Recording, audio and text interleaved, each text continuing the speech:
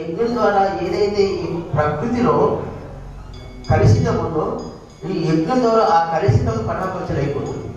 ఎందుకంటే మనం వేసేటటువంటి సెవిదలు వేసేటటువంటి ఆయుర్వేదిక్ మూలికలు ఏవైతే ఉంటాయో వాటిపైన మనం ఆవు నెయ్యి వేస్తున్నాం. ఆవు నెయ్యి ఒక 150 గ్రాముల ఆవు నెయ్యి యజ్ఞంలో వేస్తే టన్నుల కొద్ది ఆక్సిజన్ తయారవుతుంది అని మన పూర్వీకులు చెప్పారు. ఇప్పుడు మనం చెప్తున్నాం. అది ఎక్కడ వెళ్తుంది అంటే చెట్టు నుంచి వచ్చేటటువంటి ఆక్సిజన్ ఎవరికి అందరికీ చెప్పండి, అందరికీ వ్యాపిస్తుంది.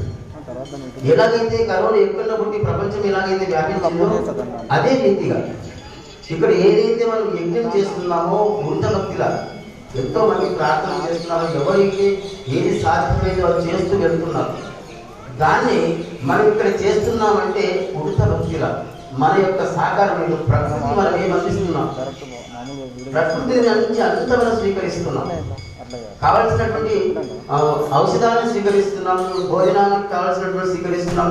ప్రకృతి నుంచి ప్రతి ఒక్కటి స్వీకరిస్తున్నాం. మనకని ప్రకృతికి మనం మంచి ఏం అందిస్తున్నాం అంటే ప్రకృతి మనం చెట్లు నాటాలి, పరోపకారం చేయాలి. ఎవరైతే ఈయన పరిస్థితుల్లో వాళ్ళకి మంచి చేయాలి.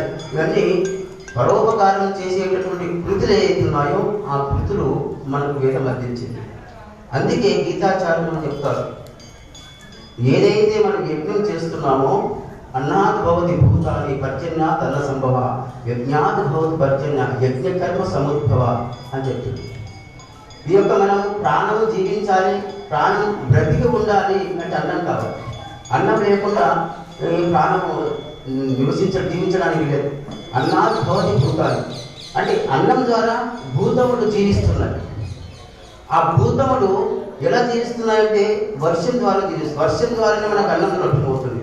ఆ వర్షం ఎక్కడి నుంచి వస్తుంది అంటే యజ్ఞాత్ భవతి పర్జన్యం. యజ్ఞం ఎక్కడైతే యజ్ఞం చేస్తామో యజ్ఞం ద్వారా పర్జన్యం అంటే మేఘాలు తయారవుతాయి. అంటే మనం ఏ యజ్ఞం చేసిన అవుతుందా అంటే మనం చేసినా చేయకుండా యజ్ఞం నడుస్తుంది, నిరంతరం నడుస్తుంది. సూర్య భగవానుడు ప్రతి నిత్యం జరుగుతూనే ఉంది. ఎవరు రమ్మని చెప్పలేదు, ఎవరు సూర్య భగవాను ఉదయించమని చెప్పలేదు, ఎవరు అస్తమించమని చెప్పలేదు. సృష్టి క్రమం, ఈ ప్రకృతి యొక్క శక్తి, ప్రకృతి యొక్క స్వభావం ఉంది. కాబట్టి మనం అనుకోని చేసినా అనుకోకుండా చేసినా లేక చేసేటటువంటి యజ్ఞం ఏదైతే ఉందో పర్జన్యం అవుతుంది. ఆ పర్జన్యం ద్వారా అన్నం ఉద్భవిస్తుంది. యజ్ఞ కర్మ సముద్భవ. ఈ యజ్ఞం ఎక్కడి నుంచి వచ్చిందంటే కర్మ ద్వారా యజ్ఞం నిర్వహిస్తున్నాము. ఈ యజ్ఞం ఏదైతే చేస్తున్నామో కర్మ, ఈ కర్మ ఎక్కడి నుండి వచ్చింది అంటే వేదం నుండి మనకు చెప్పబడింది. ఈ కృతులు నువ్వు చేస్తే నీకు పుణ్యగతులు లభ్యమవుతాయి, ఈ కృతులు చేస్తే నీకు పాపం లభ్యమవుతుంది అని మనకు వేదంలో చెప్పబడింది. అంటే మనము పుణ్యాన్ని సంపాదించాలన్నా వేదం మనకు చక్కని మార్గం ఇచ్చింది. వేదము అనేకమైనటువంటి మార్గాలు వేదంలో ఉన్నాయి. ఈ కర్మ ఒకటి కర్మ ఉపాసన జ్ఞానం అంటే పరమాత్మని సేవ చేస్తూ చేస్తూ చేస్తూ ఉపాసన చేస్తూ పరమాత్మని పొందడానికి జ్ఞానాన్ని ఇచ్చేటటువంటిది ఏదైతే ఆ వేదం ఉంది. అయితే ఈ వేదం నుంచి కర్మ వచ్చింది. ఈ కర్మ ఎక్కడి నుంచి వచ్చింది, ఈ వేదం ఎక్కడి నుండి వచ్చింది అంటే పరమాత్మ యొక్క ముఖం నుండి ఈ వేదం ఉత్పన్నం. పరమాత్మ యొక్క ముఖం నుండి ఉత్పన్నమైంది కాబట్టి పరమాత్ముడే ఈ కర్మను చెయ్యమని చెప్తున్నాడని మనం విశ్వాసంతో ఈ యొక్క మృత్యుంజయ హోమం 41 రోజు నిరంతరం జరుగుతుంది. ఈరోజు 38వ రోజు. ఈరోజు ఈ రుద్రహోమం పూర్ణాహుతి కార్యక్రమం 38వ రోజు.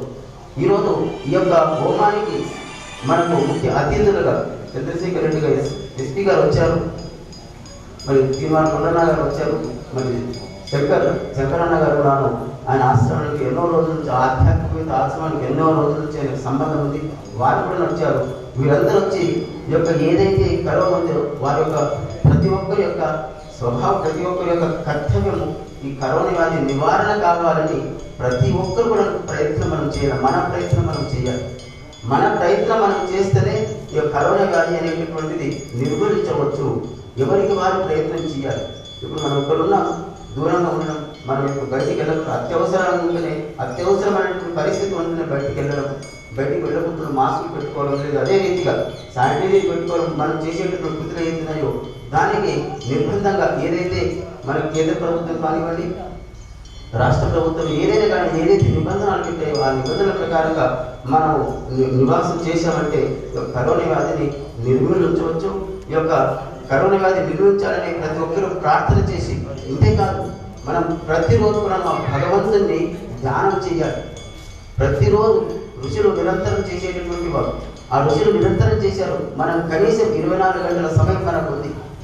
మీరు ఎంతైనా జాబ్ చేయండి, ఉద్యోగం చేయండి, ఏదైనా పని చేయండి, కానీ కనీసం సంధ్యావందన సమయంలో ఉదయం సాయంత్రం అన్న ఒక భగవంతుని గురించి ఒక 5 నిమిషాలు, ఒక 10 నిమిషాలు, 15 నిమిషాలు, 20 నిమిషాలు భగవంతుని గురించి సమయం కేటాయించి భగవంతుని ప్రార్థన చేసి, నాన్న నేను బాగుండాలి, నా చుట్టుపక్కల వాళ్ళు బాగుండాలి, నా దేశంలో ప్రజలందరూ బాగుండాలి అని ప్రతిరోజు మనం సంకల్పించి ఆ భగవంతుని ప్రార్థన చేసామనుకోండి, సంకల్ప బలం చాలా గొప్పది.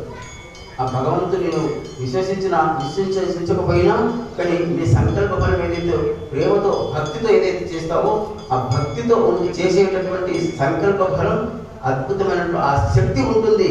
కాబట్టి ప్రతి ఒక్కరు కూడాను ఉదయం సాయంత్రం కనీసం ఒక 5-10 నిమిషాలన్నా ఆ భగవంతుని ప్రార్థన చేసి, ఏదైతే కష్ట పరిస్థితులు ఉన్నామో ఈ కష్టం నుంచి మాకు విముక్తుల్ని చెయ్యండి అనేటువంటి ప్రార్థన చేస్తే తప్పకుండా ఈ వ్యాధి ఏదైతుందో, ఈ కరోనా వ్యాధి ఏదైతుందో ఆ కరోనా వ్యాధి నిర్మూలన అవుతుంది. అది కరోనా వ్యాధిని మనం తొలగించవచ్చు అని తెలియజేస్తూ, మీరందరూ ఈ కార్యక్రమానికి చేసినప్పుడు అందరూ కూడా మీ అందరిపైన ఆ పరమాత్మ యొక్క కృపా కటాక్షం అందరిపైన ఉండాలని తెలుస్తూ, ఓం పూర్ణమద పూర్ణముదం పూర్ణాత్ పూర్ణముదచ్యతే పూర్ణస్య పూర్ణమాదాయ పూర్ణమేవావశిష్యతో శాంతి శాంతి శాంతి.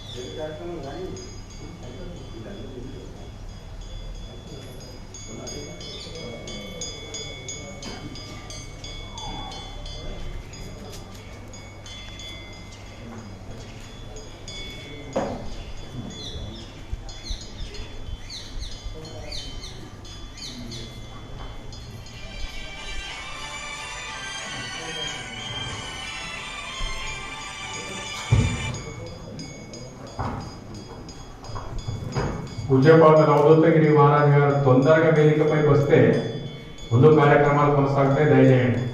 ఈ కొరకు కార్యక్రమం ఆగిపోయింది.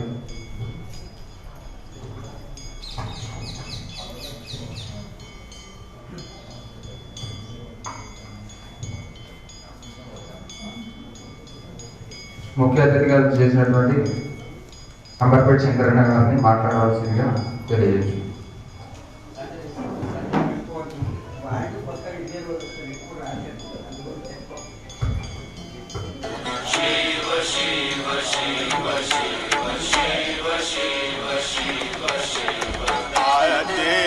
अनंत शिव योगी महादेव आदे अनंत शिव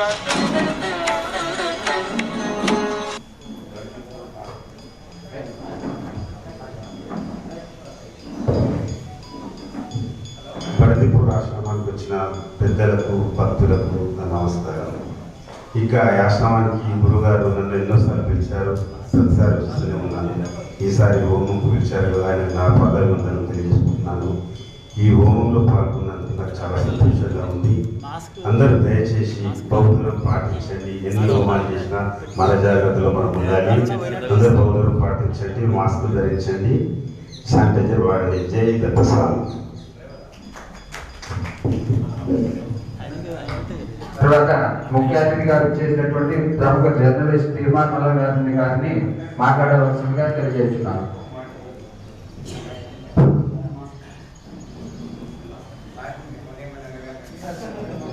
అనేదేమో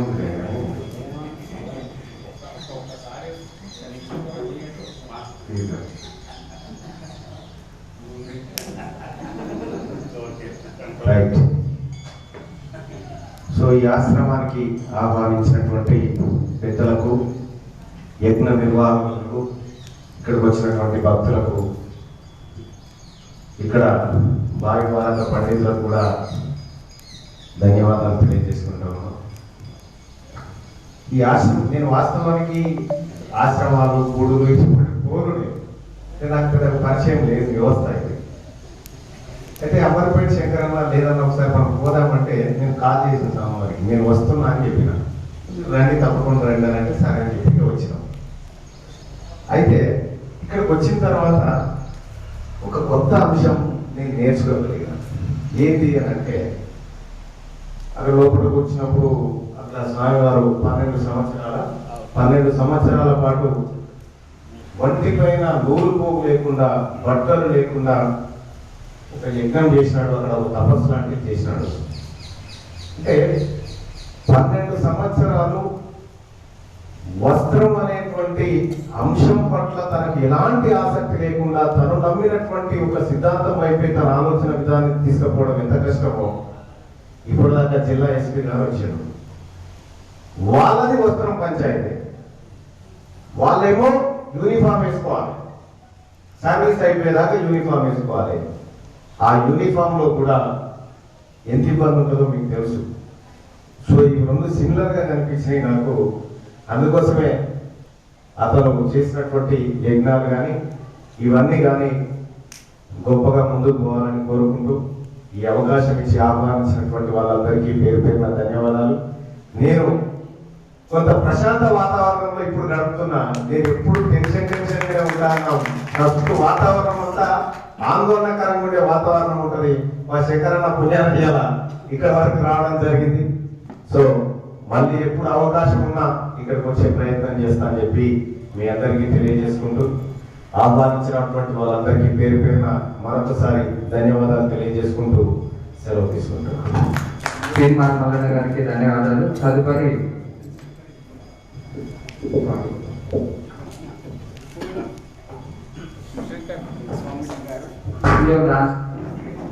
రాజయోగ ఆశ్రమ పీఠాధిపతి అయినటువంటి సంజీవ రాజయ్య స్వామి గారు మాట్లాడవలసిందిగా వేడుకుంటున్నాం.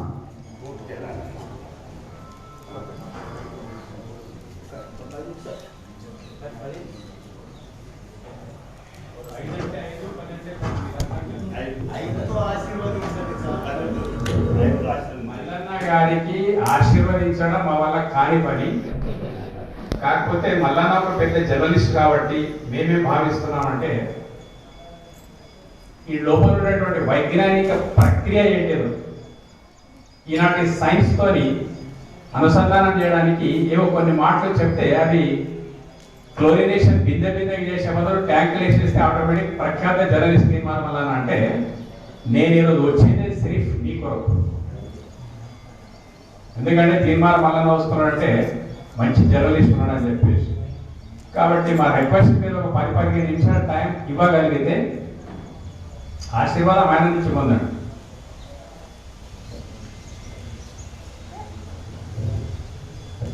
వారు పరమ పూజ్య అవధూతగిరి మహారాజ్, తర్వాత సిద్ధేశ్వర స్వామి, ప్రఖ్యాత జర్నలిస్ట్, ఇప్పుడైతే చాలా ఫేమస్ ఉన్నారు వాళ్ళు, ఎనలైటికల్ మైండెడ్ జర్నలిస్ట్ అన్నట్టు తీర్మార్ మల్లన్న గారు, అదే అన్న శంకరన్న గారు. ఇక్కడ ఒక ఏం జరిగిందంటే వాళ్ళు ఏమన్నా చెప్తే విందామని నేను అనుకున్నా, నిరాశ అయిపోయింది మొత్తం మీద. సరిపోని యజ్ఞము అనేటువంటిది మనకి ఏం ప్రయోజనం చేస్తానంటే ఈ యజ్ఞములచే దేవతలను తృప్తిపరచుడు, ఆ దేవతలు మిమ్మల్ని తృప్తి నొందించుగాక. ఈ ప్రకారంగా పరస్పరం తృప్తి నొందించుకొనుట వలన మానవులు ఉత్తమ శ్రేయమును పొందగలరు. భగవద్గీతలో చెప్పడం. దీని మీద ఒక ప్రశ్న ఉత్పన్నమవుతుంది. Because you are a so analytical minded. So నేను అలాగే విశ్లేషించి చెప్తున్నాను. దీని మీద ఒక ప్రశ్న ఉత్పన్నమవుతుంది. ప్రత్యేకంగా వీళ్ళకి తెలవాల ప్రశ్న ఏంటంటే వేదం చెప్పింది దేవుడు ఒక్కడే, ఈ దేవతలు ఏమిటి పంచాయతీ, చాలా పెద్ద విషయం అన్నాడు. హిందూ మతము ఈ విషయాన్ని, వైదిక ధర్మాన్ని పాటించే హిందూ మతము ఈ విషయము ఇక్కడ ఉండే ఆచార్యులు కానీ వేద పండితులు కానీ దీన్ని క్లియర్ చేయకపోవడం వల్ల ఏమైపోయిందంటే, అరే హిందువులు వాళ్ళ పిచ్చోళ్ళు ఒక్క దేవుడు అంటారు, 100 మంది దేవుళ్ళు అని అంటారు, 1000 దేవుడు 33 కోట్లు అంటారు, ఏమని చెప్పేసి 2 మతాలు పుట్టుకొని వచ్చేసినాయి మనం. ఎందుకంటే మనం చేసిన తప్పిదం వల్ల వేదం చెప్పింది ఒకటే దేవుడు కదా, వాట్ ఈ దేవతలు ఎవరు అనేటువంటి ప్రశ్న. చిన్న ఎగ్జాంపుల్, చాలా కష్టపడ్డాను మీ కొరకు. ప్రభుత్వము అని అంటే దానికి ఆకారం ఉందా? ప్రభుత్వం అనేటువంటి పదంకు అది ఏడుంటుంది? ప్రభుత్వం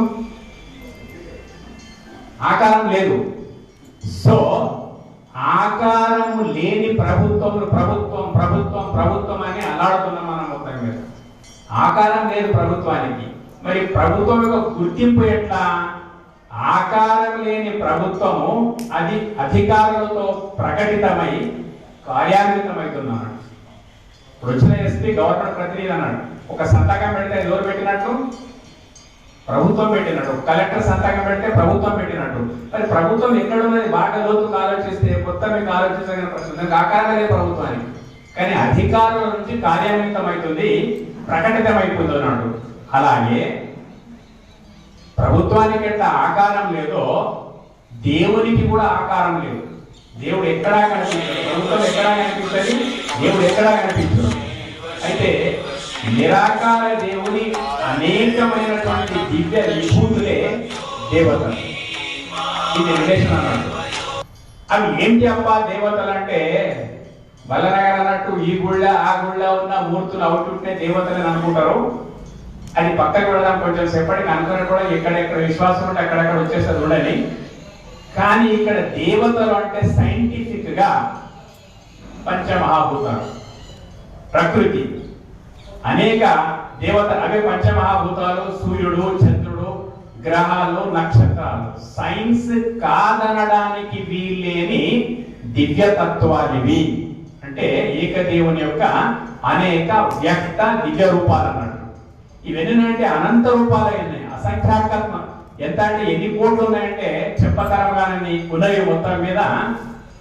అయితే ఏమిటి ప్రతి ఒక్క వీటికి పంచమహాభూతాలకు భూమి, జలము, అగ్ని, వాయు, ఆకాశం వీటన్నిటికీ దేవతలు అంటారు అన్నాడు. ఎందుకు దేవతలు అంటారంటే, కనిపించేటువంటి భూమిలో కనిపించని ఒక దివ్యతత్వం ఉన్నది. ఏ సైంటిస్ట్ ఇప్పటి వరకు అందలేదు. అది మాటలో మస్తు మాట్లాడుతున్నారు అవన్నీ మొత్తం మీద. ఏంటిది? కనిపించే భూమి ఒట్టి మన్ను, ఓకే, కానీ లక్షలాది ఔషధ లోపల నుంచి ఉత్పన్నమైపోతున్నాయి. ఒక కంది గింజ వేస్తే ఒక్క కంది గింజ ఇంత లావు కాకుండా 1000 కంది గింజలు వేస్తుంది. ఏమి ఎంత తవ్వినా భూమి లోపల మట్టియే, కానీ మిగతా గింజలు ఎక్కడికి వచ్చేసినాయి అందు లోపల నుంచి. ఏ సైంటిస్ట్ కానీ అందిందా ఇప్పటి వరకు? అందలేదు. మరి ఆ భూమికి ఎటువంటి దివ్యత్వం ఉన్నదంటే, మనం అక్కడనే చెరుకు వేసినాం, అక్కడనే అల్లం వేసినాం, అక్కడనే మిరప చెట్లు వేసినాం, అక్కడనే పసుపు వేసినాం, అక్కడనే ఇంకా వగేరా వగేరా వేసినాం. ఒకటే నీరు, ఒకటే భూమి. అన్ని ప్రతి ఒక్క ఉత్పత్తికి రంగు, రుచి, ఆకారము, వాసన 4 లక్షణాలతో ప్రతి పదార్థం ఉంటుంది అన్నాడు. ఒకదాని పక్క ఒకటి. ఏ సైంటిస్ట్ ఇప్పుడు వరకు అందింది అందులోపల దివ్య శక్తి? ఎంత తొవ్వినా మట్టే, కానీ ఆ మట్టి లోపల అద్భుతమైనటువంటి ఔషధి శక్తి ఉన్నది కదా. ఏ సైంటిస్ట్ వస్తాడో రమ్మని చెప్పండి చూస్తాం. What is that? ఇక గాలి దగ్గరికి వస్తాం. గాలి పీల్చుకునే సామర్థ్యం ఊపిరితిత్తులు కోల్పోతే ప్రెషర్ గా గాలిని పంపుతున్నారు లోపలికి, ఆక్సిజన్. ఇప్పుడు కరోనా అందరికీ తెలిసి మొత్తం మీద. అయితే మరి ఆ గాలి ప్రాణవాయువు అన్నామన్నాడు. ఈ ప్రాణానికి ఆ గాలికి ఏంటి సంబంధం? గాలి లేకపోతే ఎందుకు బతకది? ఆ గాలి ఎక్కడ పోయి ఏం ఆక్సిజన్ ఉత్పత్తి చేస్తున్నది? ఆ గాలి లోపల అంతర్గతంగా వీచే గాలి అందరికీ తెలుసు. ఏ మందు లోపల తత్వం ఉన్నదనేటువంటి విషయం ఏ సైంటిస్ట్ తెలుసు చెప్పండి? ఈ రకంగా పంచమహాభూతాలు ఏవైతే మోడల్ ఒక ఎగ్జాంపుల్ మనకు భూమి సరిపోతుంది. ఈ రకంగా అంతరిక్షం లోపల ఎన్ని అద్భుతాలు ఉన్నాయో ఈనాడు స్పేస్ టెక్నాలజీ వాళ్ళ కరెక్ట్ మనకు తెలుస్తుంది. ఆకాశం లోపల ఎన్ని అద్భుతాలు, ఎన్ని గ్రహాలు ఉన్నాయి. సూర్యుడే తీసుకోండి, సూర్యుడు కనుక లేకపోతే మొక్కల లోపల ప్రోటోసింథసిస్ రాదు, కిరణజన్య సంయోగక్రియ పిండి పంటల లోపల. చంద్రుడు కనుక లేకపోతే పంటల లోపల రసోత్పత్తి జరగది. ఇటు పిండి అటు రసం కలిస్తే అన్నాద్భవంతి భూతాన్ని, మనం తినే అన్నం దొరుకుతుంది మన మొత్తం మీద. సూర్యుడు లోపల ఏమున్నది ఎట్లా చెప్పగలుగుతాం? ఎంత సైంటిఫిక్ గా దాని భ్రమణం జరుగుతున్నది. ఏ సైంటిస్ట్ అన్నా ఈ స్పేస్ లోపల ఆ సూర్యుడు తనకు తాను ఉన్నాడు, ఎటు ఏం తగలకుండా బాగా ఎగరేస్తే ఎట్లయితే అద్దరం పైన నిలబడుతుందో సూర్య చంద్ర నక్షత్రాలన్నీ అట్లా ఉన్నాయి. వాటి power in space, theory of gravity చూస్తుంటే మనం మొత్తం మీద గురుత్వాకర్షణ శక్తి చూస్తుంటే ప్రతి ఒక్కటి ఒక బాల్ మీదికి వేసేసి అది అక్కడే నిలబడదంటే ఎంతో అద్భుతం దానికి అనుకుంటాం మనం. బట్ స్పేస్ లోపల ఇన్ని గోళాలు నిలబడ్డాయి, ఇన్ని దేవతలు నిలబడ్డాయంటే ఇది ఏంటిది అంటే ప్రతి భూతానికి దాని లోపల అంతర్గతమైనటువంటి మనము ఆలోచిస్తే అందనటువంటి ఒక శక్తి ఉన్నది. That is called Divya Shakti. Cause and effect theory ప్రకారంగా సైంటిస్ట్ ఏమంటారంటే కారణం లేకుండా ఏ కార్యము జరగదు. చాలా కరెక్ట్. ఏది జరిగినా అదంతా నీ సైన్స్, నీ మైండ్ లోపల నుంచి బయటకు వస్తుంది. సైన్స్ టెక్నాలజీ అంతా ఎట్లా డెవలప్ అయింది? అంతా మానవుని యొక్క the whole science and technology nothing but it is the presentation of human brain అన్నట్టు. ఈ సైంటిస్ట్ ప్రసాదిస్తేనే సైన్స్ అండ్ టెక్నాలజీ అంతా పెరిగిపోయి మన దగ్గరికి వస్తున్నది. ఒక్కసారి సైంటిస్ట్ లాగా ఆలోచించండి, నీ బుర్ర వెనుక ఉండేటువంటి కారణం ఏంటి? బుర్ర పైనే గర్వం ఉన్నది, మన పైన మన గర్వం ఉన్నది. కానీ మన బుర్ర లోపల ఉండేటువంటి ఆ మహత్తరమైనటువంటి శక్తి ఏమిటిదో ఎవరికైనా తెలుసా? అదే ప్రతి ఒక్కరి మైండ్ ఒక దేవతని అన్నట్టు. మొత్తం మీద ఈ రకంగా నిరాకార దేవుని అనేక దివ్య విభూతులే దేవతలు, అవే పంచభూతాలు, అవన్నీ మొత్తం మీద. విశ్వరూప సందర్శన యోగం అని ఒకటి భగవద్గీత లోపల వస్తుంది. అడుగుతాడు అర్జునుడు, నీ రూపం చూడాలంటే ఎట్లన్నయ్యా? దేవునికి అంటాడు అన్నాడు. దేవుడిని చూడాలంటే నేను ఏం చేయాలి కృష్ణ చెప్పు అంటాడు అన్నాడు. అరే ఇదే పిచ్చి ప్రశ్న, దేవుడు చూపిస్తాయి. పశ్చమే పార్థ రూపాన్ని శ్రద్ధ శోత సహస్రశ. ఏ విశ్వం లోపల నిలబడి ఉన్నావో నీ చుట్టుముట్టు ఉండేటువంటి విశ్వం ఏదైతుందో అదంతా దివ్యాతి దివ్యమైన శక్తులతో కూడుకున్నది. ఏ విశ్వాన్ని నువ్వు చూస్తున్నావో ఈ భౌతిక నేత్రాలతో చూస్తున్నావు, కొంచెం జ్ఞాన నేత్రాన్ని అప్లై చేయలేవు. అప్పుడు నువ్వు చూస్తున్న ప్రతి ఒక్కటి దివ్యమైన విభూతియే. ఎక్కడ చూస్తే అక్కడ, దేని లోపల అక్కడ చూస్తే అంతా మొత్తం ప్రతి ఒక్కటి. ఎగరే దోమను ఒక్కసారి ఆలోచించండి, ఇంకొక దోమని ఏ సైంటిస్ట్ తయారయ్యాడు. అక్కడ ఏముంది? పారే చీమను చూడండి. ఒక్కొక్క ఏ ఐటమ్ కూడా దివ్యత్వానికి భిన్నంగా ఈ విషయం లోపల లేదు అనేటువంటి విషయం మనం తెలుసుకుంటే నానా విధాని దివ్యాన్ని, ఏదైనా దివ్యమైంది. నానా వర్ణ కృతి ఏదైనా ఒక విశ్వము. అందుకే ఏం చెప్తున్నానంటే ప్రతి ఒక్కరు కూడా రెండు కళ్ళతోని మెదడుతోని మాత్రమే ఆలోచించకుండా కొంచెం వివేకాన్ని అప్లై చేస్తే దేవుడు ఎక్కడో గుడుల్లా గోపురాల్లా దాచుకొని లేడు. దేవుడు ఎక్కడున్నాడంటే దేవుడు లేని చోటే లేదు. దేవుడు ఎక్కడున్నాడో అని ప్రశ్నించేటువంటి వ్యక్తి లోపల ఉండేటువంటి దివ్యత్వమే దైవతత్వం అనేటువంటి విషయం మనం మరవకూడదు. కాబట్టి నాస్తికులను నేను చాలా మెచ్చుకుంటాను. ఎందుకు మెచ్చుకుంటా అంటే వాడు ఇవన్నిటిలోపలికి రారు. వాడు నాస్తికులు వాళ్ళు ఏమంటారు? దేవుడు లేడు, దేవుడు లేడు అంటారు అన్నమాట. లేకపోతే మన శంకరాచార్యుడు ఇదే ప్రశ్న వచ్చింది, దేవుడు లేడు, దేవుడు లేడు. నాయన దేవుడిని మూట గట్టగా నదిలో పడేయి. బట్ ఒక్కటి చెప్పు, ఏంటిదంటే దేవుడు లేడు అనే నీవైతే ఉన్నావు కదా, నీవు ఉండే దేవుడు లేడంటున్నావు కదా, కాబట్టి నీ అస్తిత్వం ఏమిటిది? పూర్వం ఏ పొజిషన్ ఉన్నావు, ఇప్పుడు ఎట్లా ఉన్నావు, తర్వాత ఏమైపోతావు? నీకు దేవుని పంచాయతీ అవసరం లేదు.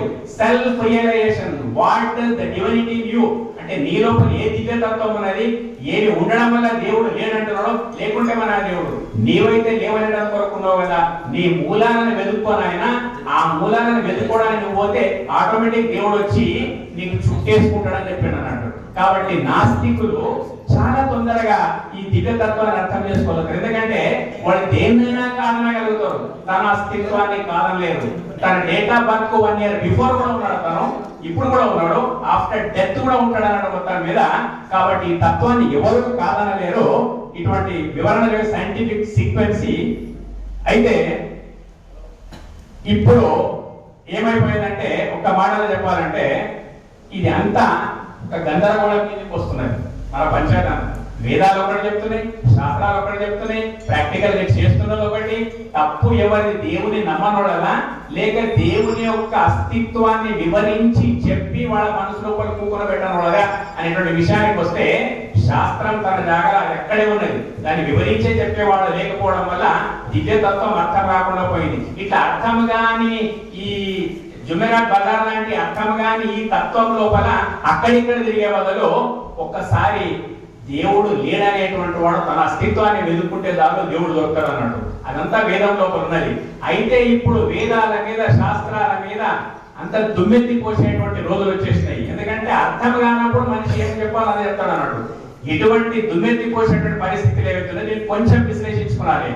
ఇప్పుడు ఋషులది తప్ప వేదాలది తప్ప ఎవరిది తప్ప అనేటువంటి మాటకు వచ్చేస్తే తప్పు మన అవగాహన, తప్పు ఎక్కడ లేదన్నాడు. ఎగ్జాంపుల్ గా ఇప్పుడు బాబాసాహెబ్ అంబేద్కర్ ఒక రాజ్యాంగాన్ని రచించాడు. ఆయన ఎంత గొప్ప వ్యక్తి అంటే నేను వ్యక్తిగతంగా ఒక కారణ జన్ముడు అనుకుంటాను. ఆ మేధాశక్తి ఏంటిది? ఎక్కడ దేవుడు ఎక్కడున్నాడంటే భగవద్గీతలో చెప్తాడు, నహి జ్ఞానేన సదృశం పవిత్రమే విద్యతే. దేవుడు ఎక్కడున్నాడంటే మనిషి జ్ఞానం ఏదైతే ఉన్నదో అది దివ్య చైతన్యం అన్నట్టు. అటువంటి జ్ఞాన పుంజమే బాబాసాహెబ్ అంబేద్కర్ అన్నట్టు. నేను కారణ జన్ముడు. ఈ కులాలు పిలాలు ఇవన్నిటితో ఏం సంబంధం లేదు. భూమి మీద ప్రవహిస్తున్నంత మట్టుకే గంగా నది, యమునా నది, నర్మదా నది అంటున్నాం అన్నాడు. సముద్రాభిముఖమైన తర్వాత నదికి పేరు లేదు, ఊరు లేదు, జలమంతా సముద్రం. కాబట్టి ఈ భూమి మీద ఏ మేధావి పుట్టినప్పటికైనా కానీ ఆయన జ్ఞానానికి కులం లేదు, ఆయన జ్ఞానానికి వర్ణం లేదు, లేక అన్నిటికి అతీతమైన అటువంటి మహా వ్యక్తి బాబాసాహెబ్ అంబేద్కర్. ఆయన రాజ్యాంగం రాశాడు. ఏం రాశాడు? ప్రపంచ రాజ్యాంగాలన్నీ స్టడీ చేసి ఈ భారతదేశానికి ఇక్కడ ఎటువంటి రాజ్యాంగం కావాలని కొన్ని సవరణ చేసి మొత్తం మీద రాజ్యాంగాన్ని మన ముందు ఉంచాడు. ఆయన ఎంత నిజాయితీ పరుడు అంటే ఎంత పేదరికాన్ని అనుభవించినప్పటికైనా కానీ అవినీతి అనేది ఎక్కడ లేదు. గొప్ప గొప్ప అవకాశాలు దొరికినప్పటికైనా కానీ ఎక్కడ పాటు పడలేదు. ఇలాంటి వ్యవస్థ కావాలని రాజ్యాంగం రాశాడు. అయితే రాజ్యాంగం సాక్షిగా ఈరోజు టోటల్ రాజ్యాంగానికి వ్యతిరేకమైన పనులు జరుగుతున్నాయి. మన మల్లన్న గారికి అది బాగా తెలుసు అన్నాడు. ఎక్కడ కూడా రాజ్యాంగానికి అనుకూలమైన పనులు జరగవచ్చున్నాయి. అయితే ఇప్పుడు ఏం చేద్దాం? ఆ రాజ్యాంగమును మనము తప్పుపడదామా లేక పవిత్రమైనటువంటి మైండ్ తో రాసినటువంటి బాబాసాహెబ్ అంబేద్కర్ ను తప్పుపడదామా? ఈ రెండు కూడా బుద్ధి లేని పనులే. తప్పు ఎక్కడ పట్టాలంటే రాజ్యాంగాన్ని ఇంప్లిమెంట్ చేసేటువంటి వ్యవస్థలు ఏవైతున్నాయి కదా అవి భ్రష్టు పట్టినాయి కాబట్టి వాటిని ప్రక్షాళన చేయాలి తప్ప రాజ్యాంగాన్ని కానీ రాజ్యాంగ రచయితలు కానీ ఏమని కూడా లాభం లేదు. ఇది ఎగ్జాంపుల్. అలాగే ఇప్పుడు వేద ఋషులను తప్పుపడతావా, వేదమును తప్పుపడతావా, శాస్త్రమును తప్పుపడతావా?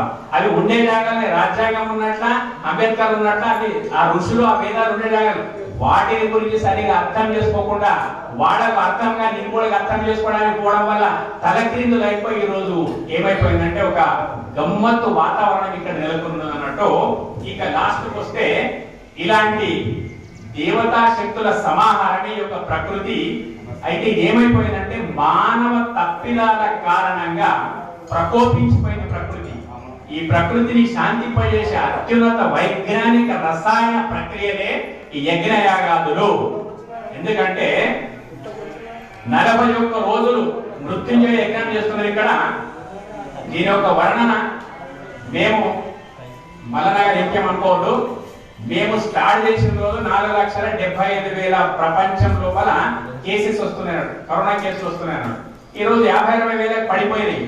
అంటే యజ్ఞాలు ఇటువంటి దేశం లోపల జరుగుతున్నాయి కాబట్టి యజ్ఞంకు ప్రకృతికి ఏం సంబంధం అయ్యా? క్వశ్చన్ వేసుకోలేము. ఈ యజ్ఞం చేసే ప్రకృతి పవిత్రమైతనానికి ఏం సంబంధం అయ్యా అనే మాటకు వస్తే ప్రకృతి కలుషితం అయిపోతున్నదే అగ్ని ప్రయోగం వల్ల. పరిశ్రమలు, వాహనాలు, అణుశక్తులు ప్రతి ఒక్క దాని వెనుక అగ్ని ఉన్నది. ఆ అగ్నిని దురుపయోగం చేసుకోవడం వల్ల ఆ అగ్ని ద్వారా ఉత్పన్నమైనటువంటి కాలుష్యాన్ని నియంత్రించేటువంటి అవకాశం లేకపోవడం వల్ల ఈ రోజు గ్లోబల్ వార్మింగ్ వచ్చేసింది. అంటే ప్రపంచమంతా సర్వనాశనం అయిపోయే పరిస్థితి వచ్చేసింది. అయితే ఈ అగ్ని తత్వం యొక్క పరిశ్రమలు వగైరా వగైరా వల్ల ఎట్లయితే ప్రకృతి కాలుష్యం అయిపోతుందో, వీటి పొగ వల్ల ఎట్లా కాలుష్యం అయిపోతుందో దానికి విరుగుడు ఈ ప్రకృతి అనేటువంటి దాని విరుగుడు పూర్వమే. ఎందుకంటే మనిషి చాలా కాలాంతకుడు, ఏ యుగం లోపలైనప్పటికైనా కానీ వాడు ప్రకృతిని నాశనం చేయడం తప్ప ప్రకృతిని మంచి చేసే ఆలోచన చేయడం అన్నట్టు. తన ఇల్లు తన డ్రైనేజ్ అన్ని మంచి క్లీన్ ఉంచుకుంటాడు, కానీ మన ప్రాణాధారమైన ప్రకృతిని సర్వనాశనం చేస్తున్నాడు. కాబట్టి అందుకొరకే ప్రతి మానవుడు తన వంతుగా యజ్ఞం చేయడం వల్ల ఆ పొగతో ఎట్లా కాలుష్యం వెలువడిపోయిందో ఈ పొగ నుంచి ఆ కాలుష్యం అనేటువంటిది విరుగుడైపోతుంది. ఇదంతా సైన్స్ అనేటువంటి ఈ వేదాల లోపల ఉన్నది. విచ్చలవిడి పరిశ్రమలు, వాహనాలు, అణు పరీక్షలు, గాలి, నీరు, అగ్ని, ఆకాశం అంతా కాలుష్యమే. మూలతః వీటన్నిటికీ అగ్ని ప్రయోగమే కారణము. వెలుగుడు కూడా యజ్ఞ రూప అగ్ని. ఈ కరోనా అంటే మీరు భయపడవలసిన అవసరం లేదు. లాస్ట్ అండ్ ఫైనల్ పాయింట్, కరోనాకు భయపడకండి. నా దృష్టి లోపల అజాగ్రత్తల కారణంగా కరోనా వ్యాపిస్తున్నది తప్ప మనం సైంటిఫిక్ అప్రోచ్మెంట్ ఉంటే ఇప్పటి కూడా 98% రికవరీస్ ఉన్నాయి. అది భయంకరమైన రోగం, పటాపడి వెళ్ళిపోయేవాళ్ళం. ఎందుకంటే ప్రపంచ జనాభా 100 కోట్ల 5 కోట్ల మంది ప్లేన్తో చనిపోయారు. ఆ రేషన్ లెక్క పెడితే ఈ రోజు భారతదేశంలో మరణాల సంఖ్య అనుకున్నంత లేకపోవడానికి కారణం ఏంటంటే కరోనా అంత భయంకరమైనటువంటి రోగం కాదు. అయితే దీని వెనుక ఒక విపరీతమైనటువంటి భయం అది నెలకొని ఉన్నదన్నట్టు. ఎప్పుడు ఏం చెప్పినా దాని ప్రచారాలు వాళ్ళంటే మొత్తం అయిపోతున్నాయి. అయితే నేను ఒకటి చెప్తున్నా మీకు, ఈ రోజు మనిషి లోపల ఆలోచన ఎట్లా ప్రబలిపోయిందంటే కరోనా రాకపోతే మేము చచ్చిపోము అనుకుంటున్నారు. ఏమిటి అర్థం కాదు నాకు. కరోనా రాకపోతే మేము చచ్చిపోవడానికి కారణం కరోనా ఒక్కటే అనుకుంటున్నారు, కానీ ఎందుకో మరణాలను దాచిపెడుతున్నారు. ఈ కరోనా కంటే పూర్వం కూడా ప్రపంచంలో ప్రతిరోజు 2 లక్షల మంది వివిధ కారణాల వల్ల చనిపోయేటువంటి వాళ్ళు అన్నాడు. ఏమన్నది? మౌతాయతో రుక్తానై అగర్ మౌతనయ్యాతో పోయి మారుతానై అన్న. ధైర్యం ఉండాలి. మనం ఉన్నది కరోనా కొరకు దాని జాగ్రత్తని పాటించండి. మొత్తం మీద అది చాలా సింపుల్ రోగం అనేటువంటిది మైండ్ లో పెట్టుకుంటే కరోనా వచ్చిన మొట్టమొదటి అదిరిపోతున్నాడు మనిషి. అదిరిపోవడం వల్ల గుండెల స్ట్రైక్ మైండ్ స్ట్రైక్ స్టార్ట్ అయిపోతుంది. దాని ఎఫెక్ట్ గుండె మీద పడుతుంది, మొత్తం బాడీ మీద పడుతుంది. ఇక నీకు మందులు పారాయి, మాకులు పారాయి, ఆక్సిజన్ పెట్టుకోకున్నాలే, ఇంకా రెమిడిసివిర్ ఇవ్వాలి, రకరకాల స్టైరాయిడ్స్ ఇచ్చి ఇదంతా భయం కారణంగా డాక్టర్లు కూడా భయపడిపోతుంటారు. కాబట్టి భయాన్ని తరిమి కొట్టండి అని పెద్ద పెద్ద శాస్త్రవేత్తలు చెప్తున్నారు. తీర్మార్ మల్లన్న గారికి, అన్న గారికి కూడా చాలా చాలా ధన్యవాదాలు. అప్పగారు నాకు ప్రత్యేకంగా మాట్లాడాలి అని చెప్పేస్తే మీరు అవకాశం ఇచ్చినందుకు మాట్లాడిన, అప్పగారు మాట్లాడమన్నందుకు కాదు. ధన్యవాదాలు తెలియపరుస్తూ ఓం శాంతి శాంతి. రాజేష్ స్వామి గారికి ధన్యవాదాలు. అదేవిధంగా ముఖ్య అతిథులుగా చేసినటువంటి తీర్మాన్ మల్లన్న గారికి, అదేవిధంగా అంబర్పేట శంకరన్న గారు ఇక్కడ మండపం ముందుకు వస్తే అపగారితో సన్మాన కార్యక్రమం ఉంటుంది.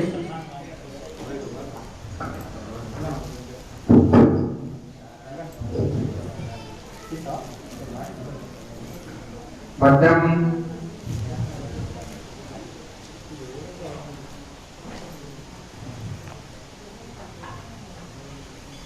భద్రం కర్ణే విస్తృణయామదేవాః భద్రం పశ్యేమాక్షపరిజత్రాః స్థిరైరన్వయే దుష్టువాగుందుస్తనోభిః విషయమదేవహితం జనాయుః స్వస్తి న ఇంద్రో వృద్ధశ్రవాः స్వస్తి న పూషా విశ్వవేదాః స్వస్తి నస్తరుక్షోరిష్కరేభిః స్వస్తి నో బృహస్పతిర్దధాతు.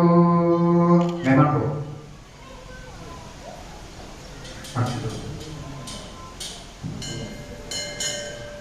శతమానం భవతి శతోజ పురుష శతేంద్రియ ఆయుష్యేంద్రియ ప్రతిష్టతి.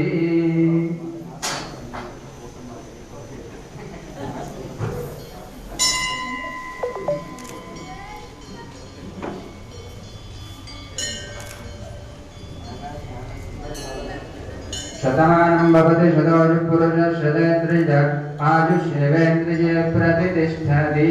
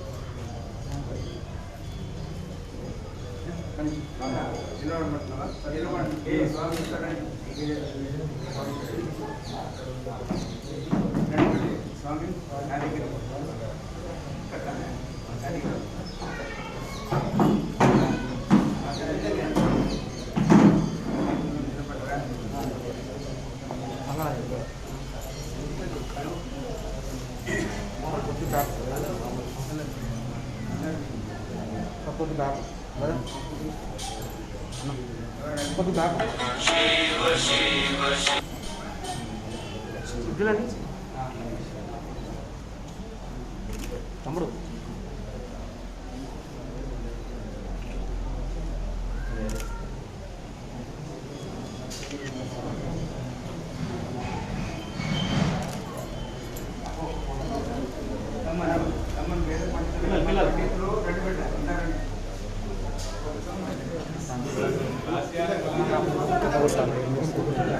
ఒకటే ఫోన్లో తీస్తా. అరే ఫోటో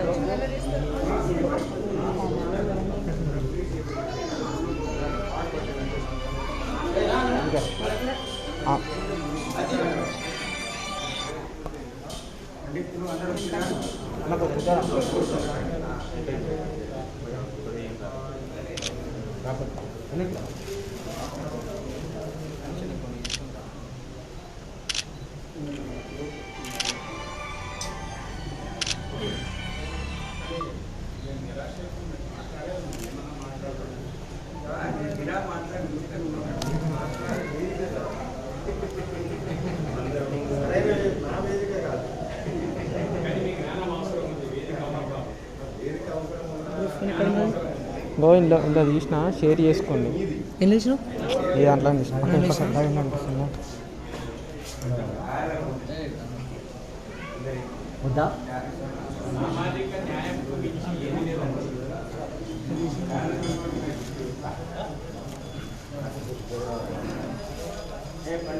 మనగడి